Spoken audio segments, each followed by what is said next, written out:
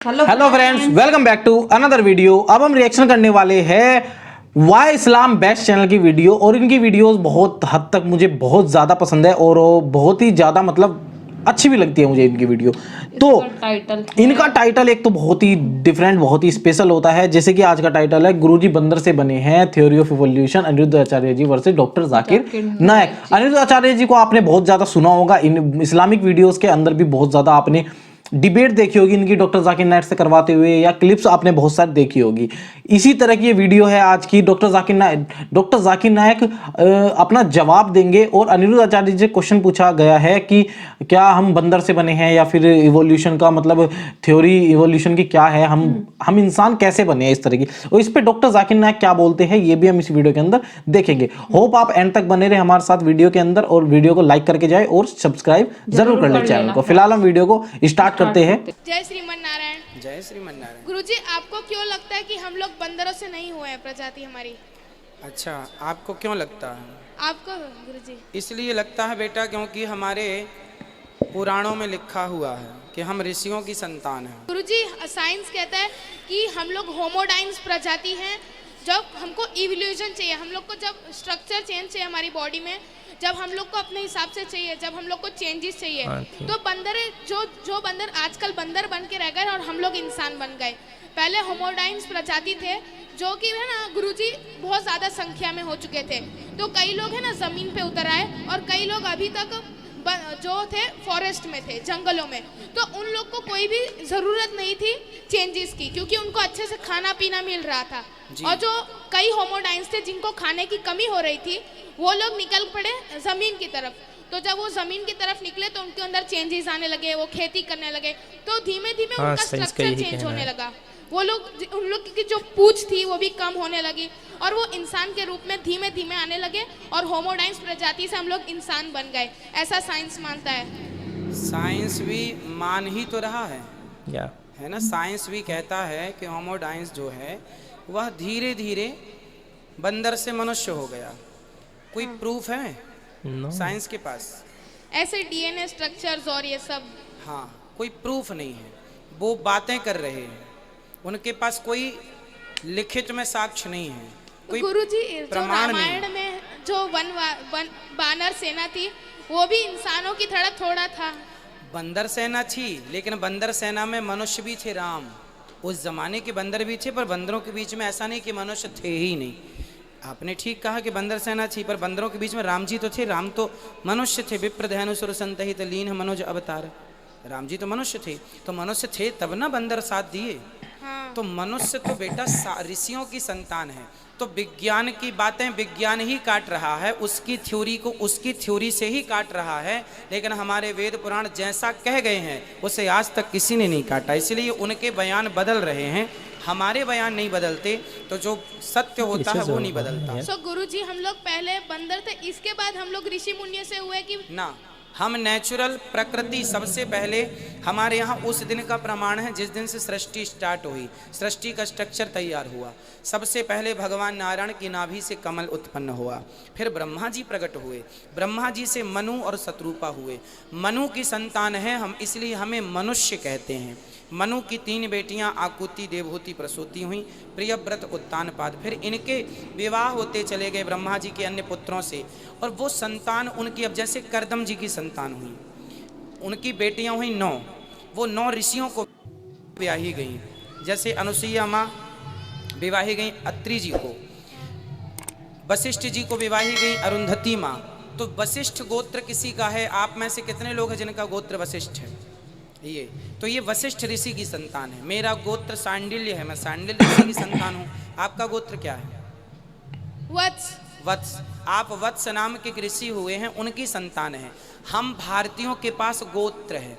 क्यों गोत्र है? क्योंकि हम लिखित में चलते हैं। हमारे यहाँ देखिए आज 2022 चल रहा है, हाँ गुरुजी, ठीक है, पर हम लोग सन को नहीं मानते, संवत को मानते हैं। तो हमारा संवत तो आज 70 पार कर गया और 2022 में दुनिया है। तो लोगों के पास प्रमाण नहीं है उनकी बातें सिद्ध करने के लिए। यहाँ तक कि साइंस के पास भी मोहनजोदड़ो हड़प्पा संस्कृति से प्राचीन कोई इतिहास नहीं है। वो सिद्ध किस आधार पर करेंगे किसी चीज़ को, है ना। और इंसान से इंसान ही होता है, बंदर से बंदर ही होता है ना। तो सच है। आप सोचें कि बबूल के पेड़ में कभी आम लग जाए, क्या पॉसिबल है? नो। फिर बंदर से इंसान कैसे पॉसिबल हो सकता है? जो वनवासी में लोग थे जो बात कर सकते थे, सो वो लोग कहाँ गए? आज भी हैं, छत्तीसगढ़ के जंगल में चले जाइए, आज भी वहाँ पर बिना कपड़ों के रहने वाले लोग, जंगली लोग आपको आज भी मिल जाएंगे, धनुष बाण चलाने वाले। थैंक यू गुरुजी, मेरे प्रश्न का आपने वो सॉल्व कर दिया। सो राधे राधे गुरुजी, मेरा अपना आशीर्वाद दे दें। खुश रहिए। राधे राधे राधे राधे। तो अब आइए सुनते हैं डॉक्टर जाकिर नाइक सर क्या कहता है इवोल्यूशन के बारे में। कुरान और इस्लाम का क्या कहना है डार्विन्स थ्योरी के बारे में। और डार्विन्स थ्योरी हम जानते हैं कि डार्विन्स थ्योरी में लिखा हुआ है कि हम इंसान बंदरों से आए, और कुरान शरीफ में तो ये लिखा नहीं। कुरान शरीफ में लिखा हुआ है कि हम आदम और हव्वा से पैदा हुए। आप कोई भी किताब पढ़ेंगे सब में लिखा हुआ है थ्योरी ऑफ एवोल्यूशन। कोई भी किताब में ये नहीं लिख रहा फैक्ट ऑफ एवोल्यूशन, मतलब ये थियोरी है, थियरी है, ये उनकी थियोरी है, हकीकत नहीं है।